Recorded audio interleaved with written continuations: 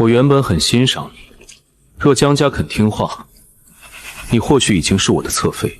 萧景轩，若有来生，我绝不会再让江家走进这座牢房等死，我会一样一样亲手讨回来。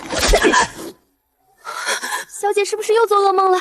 你一直喊二皇子的名字，现在是什么日子？景和23年9月初7。3日后，官兵抄家，江家满门入狱。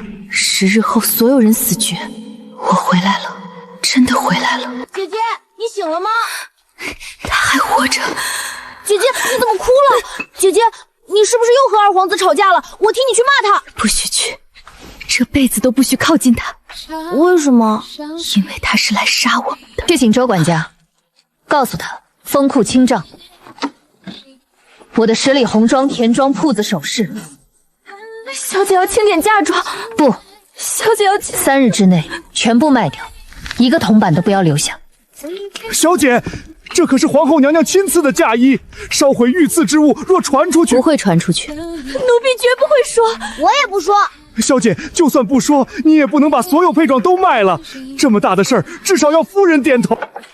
我已经来了，所有人出去。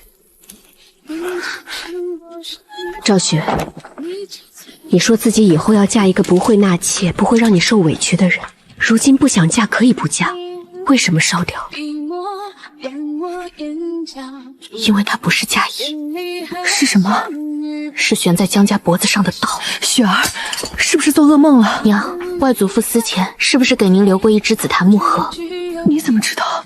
盒子藏在佛堂观音像后的夹墙里，里面有半枚沈家商印，一封外祖父写给您的信，还有一本从未入公账的商录名册。谁告诉你的？您。我何时说过？在天牢里。赵雪，把话说清楚。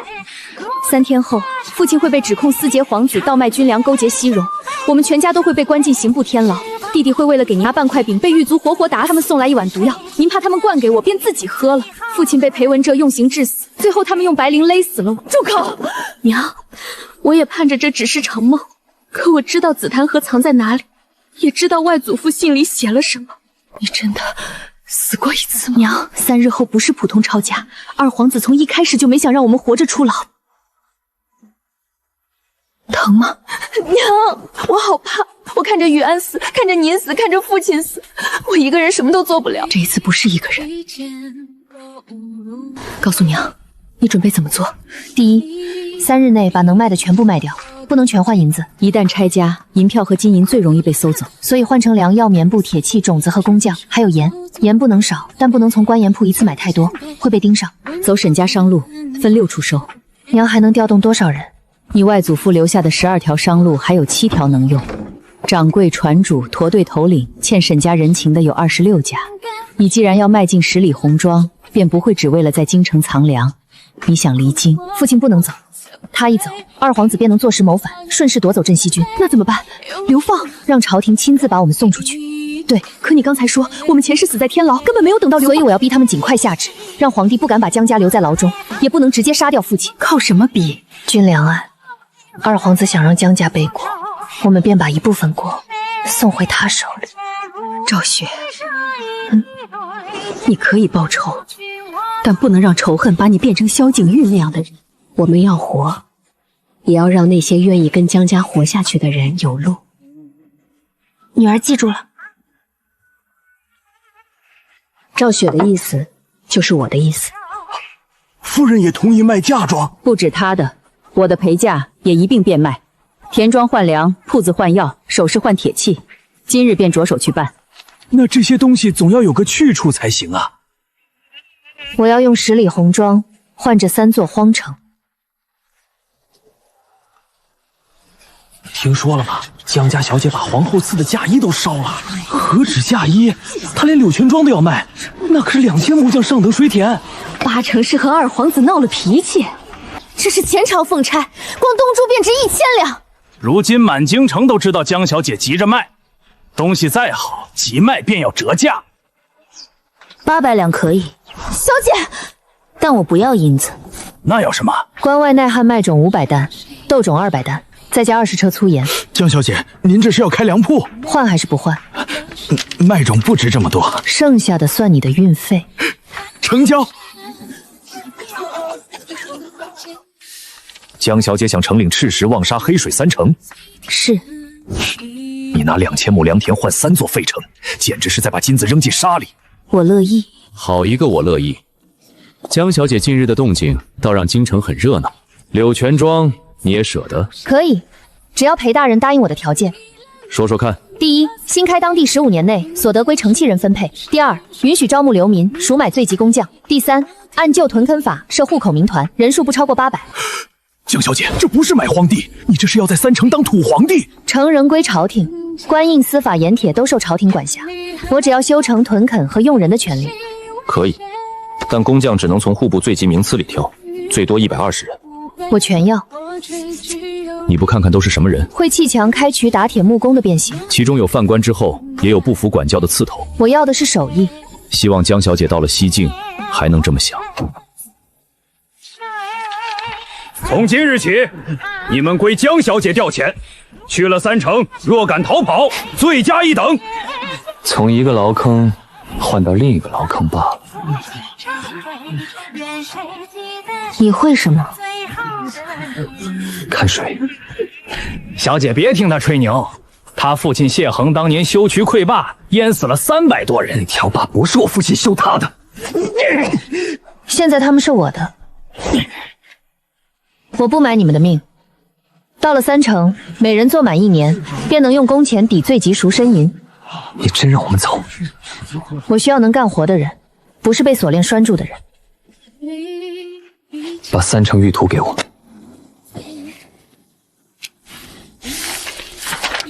旧水道。这3座城不是3座4城，他们原本共用一套山水渠。江小姐，你买下的不是3座废城。江兆学，侯爷，小姐还在账房，让她出来。父亲回来了。你还知道我是你父亲？赤石望沙黑水，哪一座不是连辽民都不愿去的死城？你拿柳泉庄换他们，问过谁？问过我。我的私印是我亲手交给赵雪的。胡闹！父亲要杀我吗？我要把你这个不知天高地厚的丫头打醒。那请父亲先回答我一个问题。什么？西晋30万担军粮，真正送到军营多少？你究竟想说什么？二皇子和裴陀吞了军粮，他们还把一部分粮通过黑水旧漏卖了出去。胡说！二殿下再糊涂，也不会拿边关将士的命做买卖。前世您也是这么说的。什么前世？9月初10，侯府被抄，罪名是私劫皇子倒卖军粮，勾结西戎。江家满门被关进刑部天牢。还剩3日，你便知道朝廷要用什么罪名抓我。因为我已经死过一次。裴文策逼您交出镇西军旧部名册，他们折断您的手指。我死之前，裴文策亲口告诉我，江家一个活口也不能留。他知道紫檀河，也知道父亲写给我的信，那些事我从未告诉任何人。你信他？重生这种荒唐事你也信？我不敢不信。父亲去哪儿？去二皇子府。您不能去。若他真敢动江家，我现在便去问个明白。前世您就是这样做的。什么意思？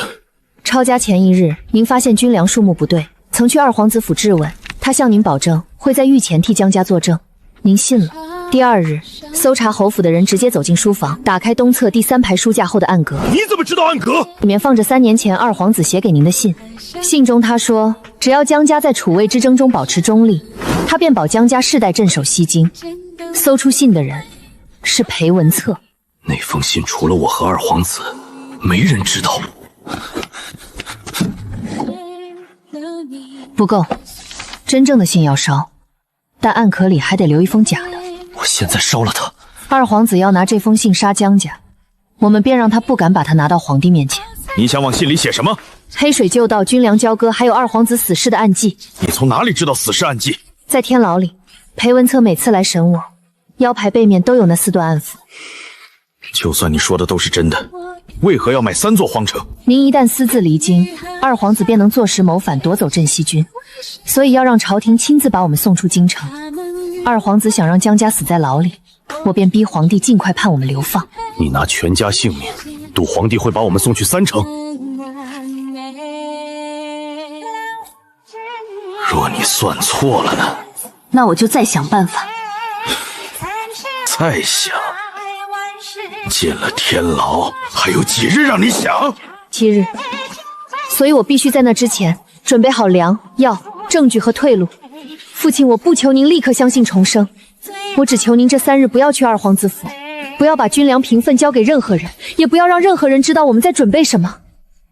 你想让我怎么做？称病，闭门谢客，尤其不能见二皇子的人。我给你1日，明日此时，你若拿不出更多证据，3城契书作废，所有物资停止外运。若我拿得出呢？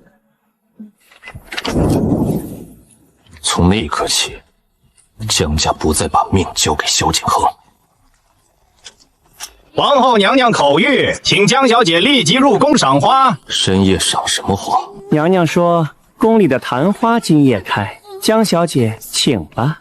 从现在开始，您病了，你一个人进宫。皇后要看的就是我是不是还像从前一样愚蠢，那我便让她看个够。赵雪来了，臣女参见皇后娘娘。快起来，不过是叫你来赏花，怎么脸色这样白？臣女白日忙着卖铺子，没顾上用饭，卖嫁妆比吃饭还要紧。臣女怕晚一步就舍不得了。为何舍不得？都是母亲给臣女准备的。既然舍不得，为何还卖？臣女不想嫁人。是不想嫁人，还是不想嫁给某个人？娘娘恕罪，本宫还没怪你，你怕什么？是不满意二皇子？二殿下身份尊贵，是臣女配不上。实话。臣女做了一个梦，梦见自己嫁进一座很大的宅子，门从外面锁着，臣女怎么喊都没人开。后来有人拿着白绫进来，只是一个噩梦。臣女知道，可醒来后，臣女一看到嫁衣就害怕，所以把它烧了，又买了3座荒城。臣女想那里离京城远，以后谁逼臣女嫁人，臣女就躲到自己的城里去。你以为买了城便没人管得了你？城契上写着，臣女可以在那里修屋开田，可也写着你要承担27万两旧债。臣女有嫁妆，可以种田还债。果然还是个孩子，先吃些东西。你父亲今日为何突然回府？父亲知道臣女卖了柳泉庄，回来骂臣女。听说侯爷旧伤又犯了，父亲胸口疼。侯爷近日可曾提过西境军粮？军粮就是边军吃的粮。父亲从不与臣女说军务。那沈家的商队呢？你买粮买药倒像很懂。都是臣女列单子，让母亲和周管家去办。为什么要买这些？修成当然要用，修成还要解毒药。崔皇后连我买过什么药都知道。沈家商路里已经有人泄密，臣女怕被蛇咬。你呀，胆子小，脾气倒大。二皇子前几日是不是见过你？见过。他说了什么？赵雪，本宫在问你话。殿下问臣女，愿不愿意以后常进宫陪娘娘？只有这些。殿下还说，江家若肯帮他，将来臣女想要什么都有。他亲口这样说。臣女不知道的殿下要江家帮什么，臣女回去越想越怕，才烧了嫁衣。二皇子只是与你玩笑，不要胡思乱想。前世就是他把毒药送进天牢，说是皇后赐给母亲的补药。白芷懂些医术，会调安神香。你近来总做噩梦，让他随你回府住几日。奴婢见过江小姐，白芷姐姐既懂医术，正好也替我父亲看看旧伤。父亲不喜欢见生人，那你先住在母亲院里。母亲每日都去劝父亲喝药，你跟着她便能见到了。就依赵雪。小姐，您方才为什么把二皇子的话告诉皇后？因为她最怕的是萧景恒背着她许下不该许的承诺。皇后会以为我卖嫁妆只是被她吓到了。那白芷呢？是皇后送来盯着我们的眼睛。那为何还收下？眼睛放在明处，总比藏在暗处好。而且白芷欠家1碗药。小姐，夫人和侯爷都在等您。出事了。沈家有个老伙计，常给刑部送炭，今日刑部突然让他多送20坨。为什么？天牢东区清出了7间牢房，原来的狱卒全部换走，接管的人是裴文策亲自挑的。东区7间牢房，与前世一模一样。刑部厨房也换了人，新管事是二皇子府长史的远亲。萧景莹不只准备好了罪证，连牢里的东西都安排好了。皇后问了什么？军粮、沈家商队，还有您的伤。父亲，这算不算第2份证据？从今晚开始，我闭门养病。父亲信我了。我信萧景香已经准备让江家进牢。还不够。什么不够？我们知道牢房已经准备好，可萧景恒还不知道，我们知道了。明日之前，我们要替他准备一封足以让皇帝不敢杀江家的信。你想放一封什么信进去？不能是二皇子写给您的。为何？笔迹太难仿，一旦被查出作假，江家便再无翻身余地。那写谁的？您的。我亲手写一封通敌信？不是通敌信。这还不算通敌？单看这一句算。继续看。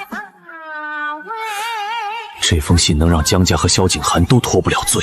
皇帝可以杀武将，却不会连皇子一起埋掉。你是想让陛下留下我们审问？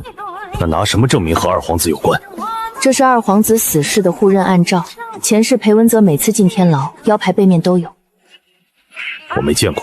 皇帝的暗卫见过。你确定？那便是赌。父亲，我们已经站在刀下，不赌这一手，3日后第一个死的便是雨安。白芷姑娘，老爷正在发怒，你还是别进去了。他来了。父亲，您现在是一个败家女气的旧伤重发的父亲。你倒安排的明白。还差一件。什么？把药喝了。黄连治火气，白芷就在外面。喝完再骂我，声音会更响。逆女，把那些荒城契书全给我烧了！老爷，赵雪已经知错了。他拿2000亩良田换3座死城，江家的脸都让他丢尽了。夫人，奴婢去配一副安神药。有劳白芷姑娘。这药真苦。前世娘喝的那碗比这苦。把笔给我。这封信放回暗阁以后，谁都不能再碰。还有一件东西，把裴家司空印记那一角撕下来，夹进信封。为何不放整张？整张征替江家辩解，还不能让他们拿到。现在是要让皇帝知道裴家也碰过粮。你连证据都只肯给一半。给全了，他们便不需要活人开口。刑部送炭的老伙计又递了消息。萧景英察觉到了。还剩多久？不到12个时辰。粮种只运走3成，药材还在铺子里，工匠也都在户部南仓。现在4路同时走，2种挂沈家商号的车贩，每10辆一队，不许连在一起。药材分2家车队，以赈灾药材的名义出城。工匠换修成劳役文书，从西门走。户部只盖了总契，没有逐人文书。我能写。谁准你进内院？若再等半个时辰，120个人谁也出不了城。你能仿户部格式？不能仿官印。印在总契上，将工匠分成3批，附在赤石、望沙、黑水修缮名册后。120人，够。谁来抄？奴婢会。半个时辰写不完，那就少说2句。铁器和棉布走北门。你要用军车？只有父亲的军令，北门不敢细查。军车一动，萧景恒便会知道。他已经知道了，现在比的是谁更快。等等，让江城里押第3队粮车。城里少爷熟悉账目，押第1队不是更稳妥？正因如此，才不能让他碰真正的粮。你怀疑他？前世抄家时，只有他没被关进东牢，他可能根本没被抓。第3队装什么？陈粮和几本假账，最后一页盖裴家司的残印。若他有问题，他会替我们把刀送到裴家手上。你不抓他？现在只能抓到1个内鬼，放他出去，才能找到他背后的人。夫人，府里为何一夜之间要出这么多车？老爷要我把赵雪买来的东西全部退掉。这么晚，商铺都关门了。白芷姑娘似乎很关心江家的账。奴婢多嘴。不，你只是要给宫里一个交代。夫人误会了。老爷旧伤犯发，怒极吐血。你今晚若要传消息，传这句。你送出的每个字，都可能变成杀人的刀。奴婢明白。小姐已经出去4成。第3队呢？江城里刚带着车往南门走，后面有没有人跟？派了2个侯府救兵。小姐，第3队在南门被扣了，为何被扣？守门校尉说，接到密报，江家粮车里藏有通敌账册，车才出府，密报便到了。不是密报来了快，是有人早就在等这辆车。我带人去南门。父亲现在重病卧床10车粮和几本账册，难道就这样不要了？那本来就是给他们的。小姐的意思是，真正的粮种在第1队，第3队下面装的全是受潮的豆子。若他是内鬼，便替我们把假账送到裴家手里。城里少爷在南门与守军争执，他说大家一起堵在门口，守勤官便不敢全扣。他想堵的是后面的药材和工匠，后续车队全部改走东门和西门。传话给江城里，就说侯府愿出300两疏通，让他守着车，务必把账册带回来。明知他是内鬼，还给他银子？不给他怎么相信我们慌了？若他把账册交给裴家呢？正合我意。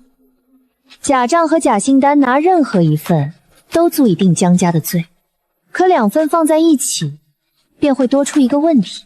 什么问题？江家账册里为何有裴家的私仓印？我要逼皇帝看见，账本背后还有裴家和皇子。这只能让皇帝审问我们。我们前世缺的就是活着开口的时间。同福今早还在我这里，不见了。是不是落在前院？来不及，西门换之前只剩2颗钟。按他说的办。喂，120人分成3侧。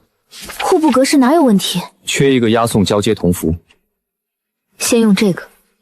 没有同符，韩烈不会解人。韩烈认识侯府救兵，可以认脸。若救兵被换了呢？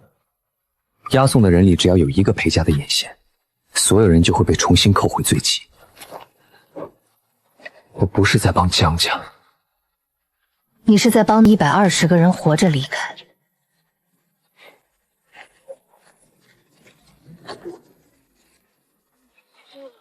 姐姐，铜符是什么样子？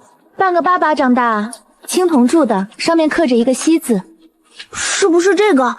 刚才掉在账房门口，我想给姐姐，可你们一直在说话。青霜，立刻送去西门。小姐，东门开始查车了，说接到刑部公文，所有出城药材都要开箱验看。青霜跟药车走，铜符交给。叔父，南门守军抢了粮车，说里面有江家通敌的证据。你怎么回来的？侄儿被打晕后扔进巷子。城里哥哥伤得重吗？皮肉伤。账册呢？是我没护住东西。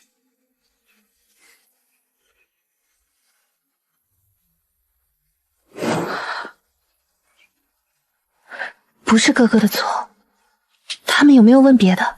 从哪座门走？北门。工匠明明走西门，所以他殷正的铁器和棉布改从南侧沈家码头走水路，我去安排。娘，您要留下看住宫里那双眼睛。那谁去码头？老奴去。您还要统筹府中。奴婢去。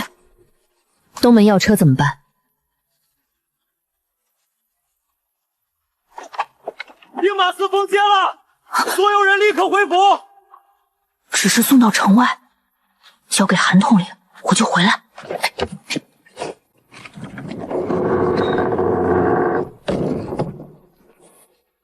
藏在佛堂家墙里，为何不一起送走？这是证明裴家吞军粮的完整账目，放在城外可能被劫，留在府里不是更危险？他们会搜暗格，却未必敢拆皇帝赐给祖母的观音像。若真被搜到呢？那便用他换全家出牢。小姐，是裴文策。于安呢？方才还在院里。青霜，去找他，其余人不许乱。他们来得太快。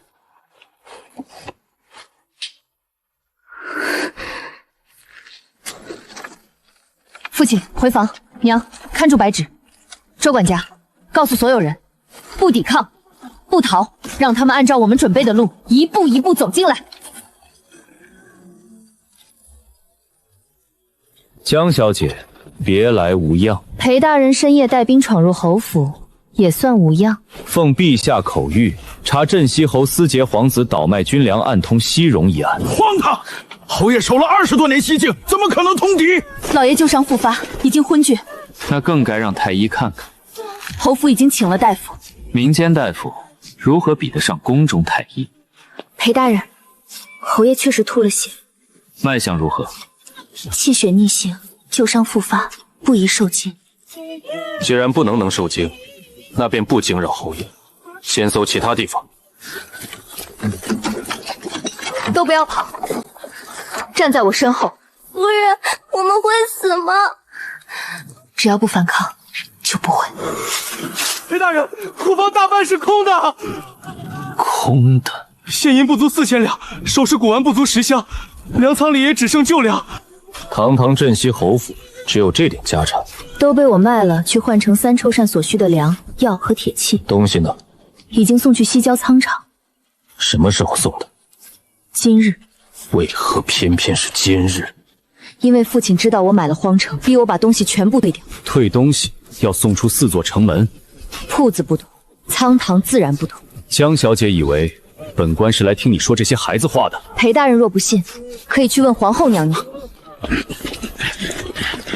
启禀裴大人，从粮车中搜出可疑账目。景和22年，粟米3万担，由黑水旧道送出；景和23年，粗盐2000担，换战马300匹。粮车是江家的，护送人也是江家旁支。账册从车里搜出，你说是假的？这是假的，失踪了。江城里呢？畏罪潜逃，不足为奇。城里哥哥不会害江家。人心隔肚皮，江小姐还是太年轻。封存，立即送刑部。大人，书房发现暗格，里面藏有密信一封，呈上来。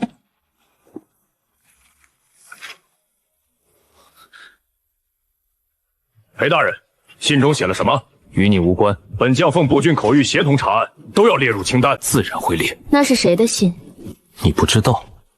父亲书房从不许我进去。二皇子可曾来过侯府？来过。说过什么？殿下说，只要江家肯帮他，我想要什么都有。住口！是皇后娘娘问我的，臣女不敢撒谎。镇西侯何在？我在。从哪里搜出来的？您的书房。有人陷害江家！信和暗格都是侯爷书房里的，如何陷害？我要见陛下！进了刑部，自会有人审问。镇西侯江振茂涉嫌结党通敌，侵吞军粮，江氏全族立即收押。江家下人不知军务，此案与他们无关。是否有关？审过才知道。老奴跟侯府30年，有什么话问老奴，不要为难孩子。我们愿意受审，先放了年幼的。户部登记在册的120名工匠，他们与侯府无关。江小姐此时还惦记工匠？契书上有户部官印，裴大人若把他们也当成江家同党，便是在说户部把120名同党亲手交给了我。名册在户部，可令行暂不要按江氏族人收押。玉安呢？小姐，哪里找不到小少爷？江家小公子逃了，他还在府里。那便搜，掘地3尺也要把人找出来。赵雪，玉安会去哪儿？难道袁跟车出城了？先别慌。江小姐怎么提到弟弟便怕了？他只有11岁，大人若连一个孩子都要怕，真正害怕的人便不是我。副统领，城西发现一辆翻倒的修成劳役车，车边有打斗痕迹。车上有孩子吗？只找到这个。这是我给予安修的，他人呢？现场没有尸体，押车的人也不见了。看来江家不仅转移财产，还提前送走了血脉。他不是逃犯。全部带走！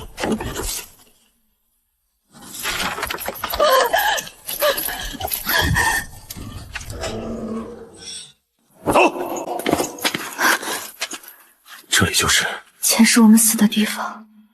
赵雪，看着娘，这一次我们都活着进来了，也会活着出去。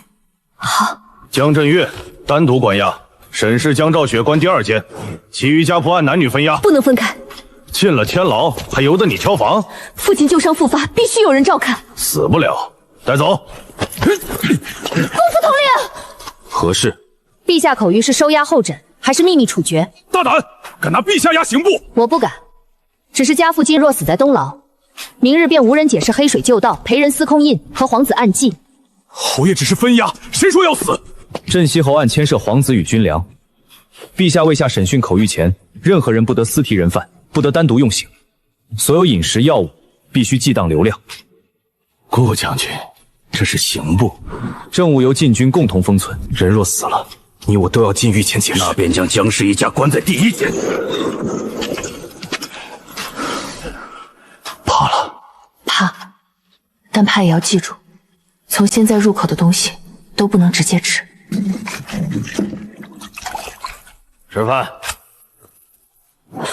姐姐，我没有疼。赵雪，这是现在，不是前世。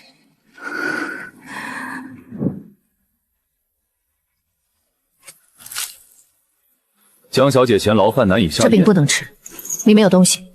发霉而已，吃不死人。那请魏大人先吃一口，饮食必须留料。我要留到明日，请太医验。天牢哪来的太医？暗设皇子，明日御前必会有人来审，届时把饼一并呈上。怎么怕人验？牢饭不许私藏，那便连桶一起留，收走，重新送一份。不必，今晚我们不吃。可你已经1日没进食，一夜饿不死人，吃错一口，可能见不到明天。你闻出了毒？不确定。那为何坚持不吃？前世第1夜的饭没有毒，这一世有了，说明萧景恒已经知道贾欣让申事情脱离了他的掌控，所以他想在陛下审问前让我们病死。只要有人吃了，明日便能说江家畏罪自尽。他连1夜都不肯等，他怕那封信真的送到皇帝面前。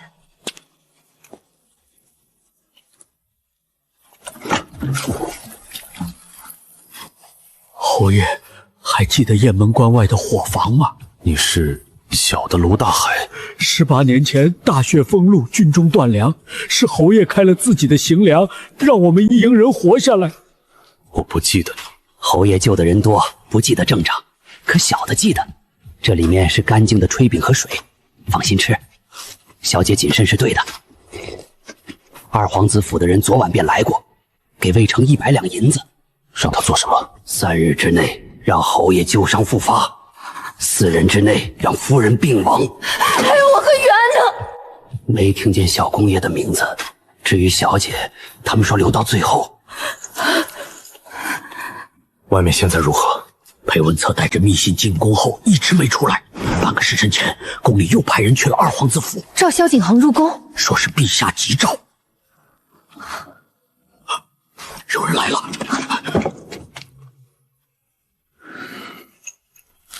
每人1样多。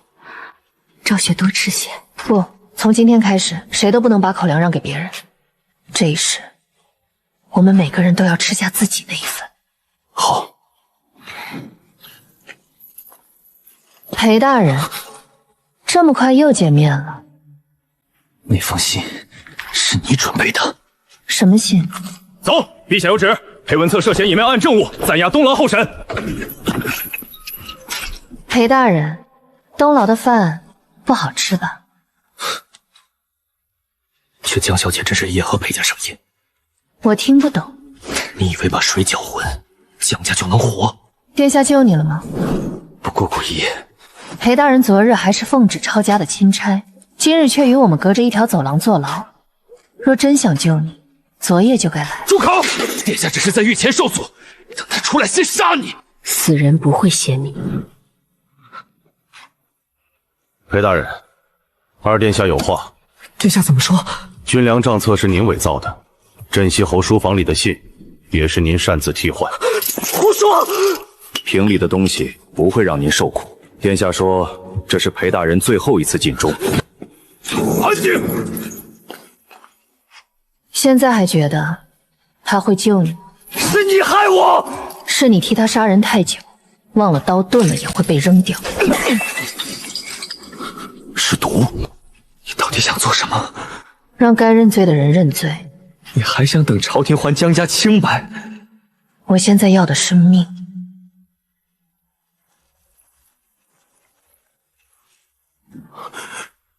什么意思？镇西军巡路暗记，30为人，横直向西，人活着往西去了。是玉安。城西驿道旁发现的，还有半枚刻着西字的铜符。是谁发现的？一个给驿站送草料的老兵，他说暗记旁还有车轮印，往30里铺方向去了。韩烈在那里接人。玉安在找我们的人。今日午后，大理寺要提审，听说陛下只给程大人半日，问不出结果，明日便要分押。不能等到明日。前世第3日，江徐安死。这一世弟弟不在牢中，可死亡未必会消失。江振岳，这封信是不是你写的？笔底是我的。内容呢？二皇子曾让我暗查黑水旧道，何时？3个月前。为何不报朝廷？我尚未查清。你是镇西侯，不是二皇子的私臣。正因不是，所以我没有交出查到的军粮凭单。凭单在哪里？江家被超市失踪了，你知道吗？知道。在哪里？我要先问大人一件事。你没有资格谈条件。那大人便永远别想拿到完整账目。威胁朝廷？是自保。将卷交军粮账目，也愿接受流放。案情未明，你急着认罪？江家只认失察，江家愿交出爵位，以3成修缮劳役抵罪。你倒会挑。事实望沙黑水3成欠户部27万两旧债，江家一死成器作废，朝廷还要另拨修成银两，把我们送去3成，朝廷1两银子都不用出。镇西侯离开京城，也无法参与夺嫡。到了西境，又在地方官和边军监视之下，对陛下而言，流放比杀人更稳妥。这些话是谁教你的？人在牢里便会明白道理未必能救命，但让对方看见利益，或许可以。你要完整账目换全家流放，还有120名工匠，你还要护住那些罪迹工匠。他们有手艺，也有命。江家不能为了活，把无辜的人重新推进牢里。若陛下不准呢？明日以后，军粮账目便永远不会出现。你敢毁证？我不敢，但想毁证的人很多。程大人，二皇子刚刚派人给我送毒，让我认下伪造账册和替换密信的罪。裴文策，你不要胡说！瓷瓶碎片还在我牢里，苦杏味儿，所有人都闻得到。封锁东牢，一个都不许离开。程大人，拿下！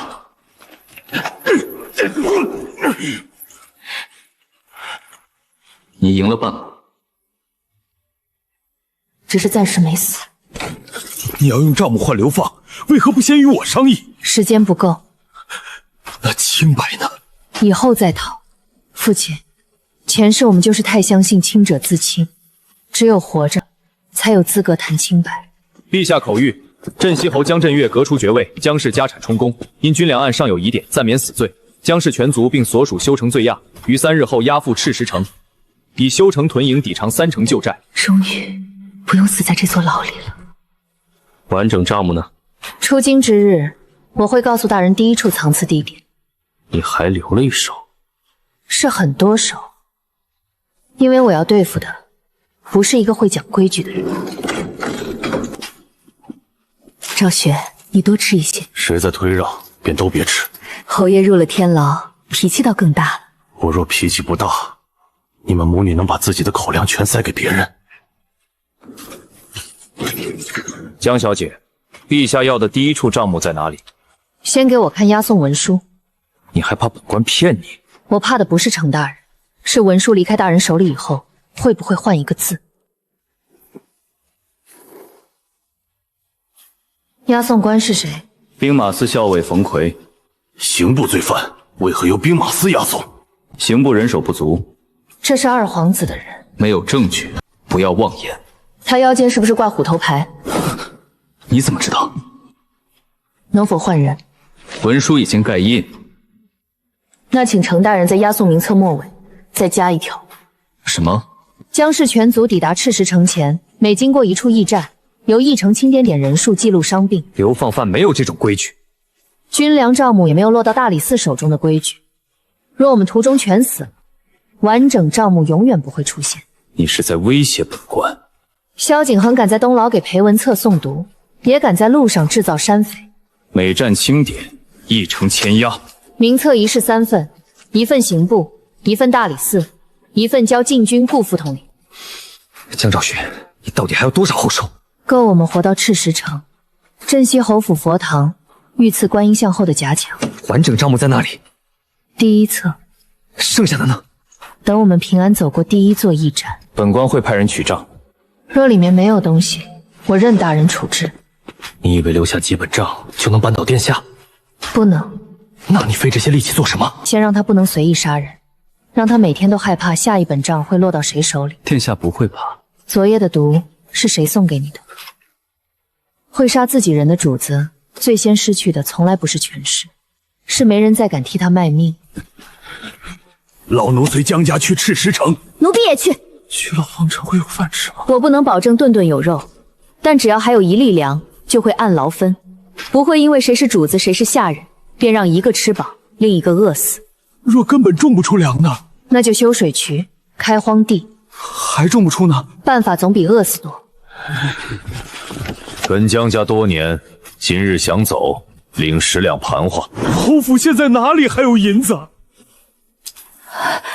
这里还有魏超家钱，侯府账房有一笔遣散银已经登记。确有此项。活命不是罪，出去后别再回来。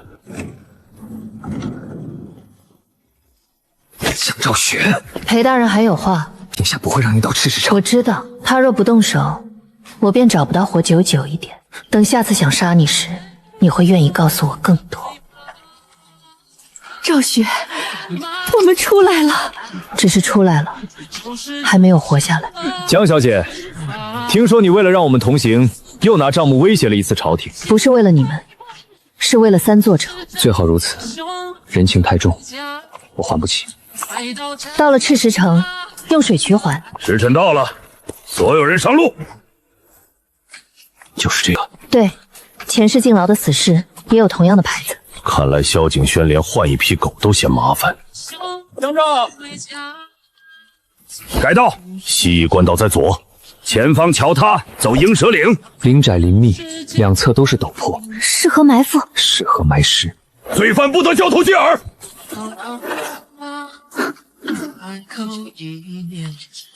江源来过这里，韩烈也在。父亲，我们的人先到了。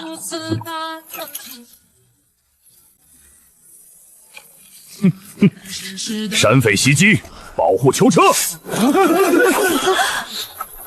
趴下！台上有人，先杀江振岳！赵雪，带你娘推到囚车后。父亲，你的锁！过来。都杀过来了，你拆车做什么？开锁。用这个？没有钥匙，就自己做钥匙。上锁呀！给侯爷！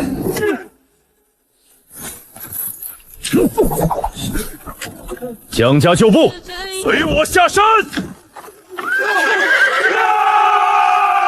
拦住他们！冯奎穿着朝廷的甲，干着山匪的活，你祖宗知道吗？江家通敌，人人得而诛之。通敌证据还在御前审，你却提前知道江家该死。看来给你命令的人比皇帝还大。有本事杀了我！杀你太便宜。你不是喜欢押送罪犯吗？赤石城缺人采石，你这双手还能干几年？再骂一句，老子先让你少2颗牙！军令呢？没有军令，只有一张二皇子府长史签发的制银条。你胡说！我怕事后被灭口，偷偷留了一份。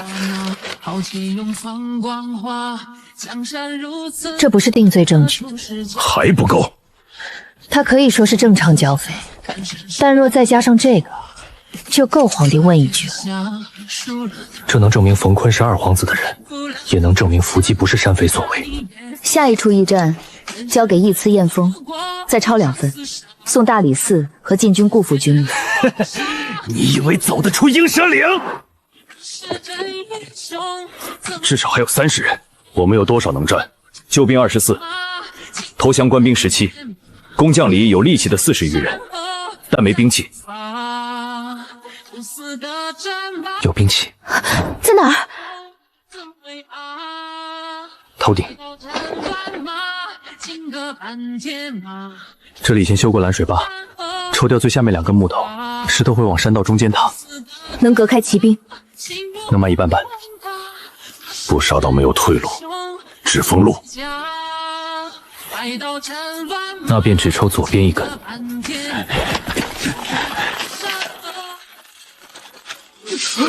他们要回山路，快冲！现在！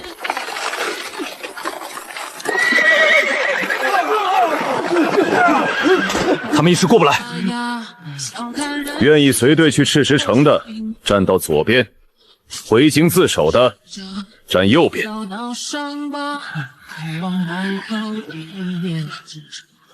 侯爷真让我们走？回去后，把今日所见如实告诉大理寺。老子记得你们的脸。带一句话给程慎。什么话？江家活着走过第1站，第2册账目便会出现。告诉他，二皇子第1次灭口失败了。小姐，在哪里找到的？鹰首岭西南3里，旁边还有小公子摆下的石子记号，写了什么？继续向西。那颗麦粒呢？少爷他有吃的。继续走。不等少爷吗？他在往30里铺走，我们也去。路上不许掉队，今晚之前必须到第1座驿站。为什么这么急？因为只有让所有人都看见我们活着，二皇子才不能再把这一场伏击写成山匪杀人。鹰朔岭遇袭，请赵一筹依照御批条款清点人数，记录伤情。流放队伍的事向来由押送官自己报。押送官就是后面那个。赵大人，江家聚众造反，他们勾结山匪，还把我绑了。谁敢动？小姐，他们摆明了想倒打一耙，所以才更不能拔刀。这里有大理寺少卿程慎亲笔添加的逐一清点条款，还有5名官兵已经回京作证。赵义成今日若不验，明日大理寺问起，只会认为你与冯奎串通。江小姐不要吓唬下官。那便验文书，顾廷川留存的禁军复印，程慎的签押，刑部大印，一个不少。开门！所有人依次入院。赵丰年，你敢帮罪犯？认盖印的文书，奉旨杀人，便把圣旨拿出来。原押送官兵多少？40人。死了多少？无人死亡。重伤6人，留在鹰蛇岭山脚，由韩家救兵看守遗质。其余有人逃走，有人回京作证。兵马司办事，不需向罪犯解释。搜！这里正在核认大理寺押送文书，外人不得擅入。赵义臣，你想包庇逃犯？本官只按规矩办事。你们去过费窑？玉安在那里？拿下江家反贼！你们是什么人？兵马司根本没有这样的追逃令。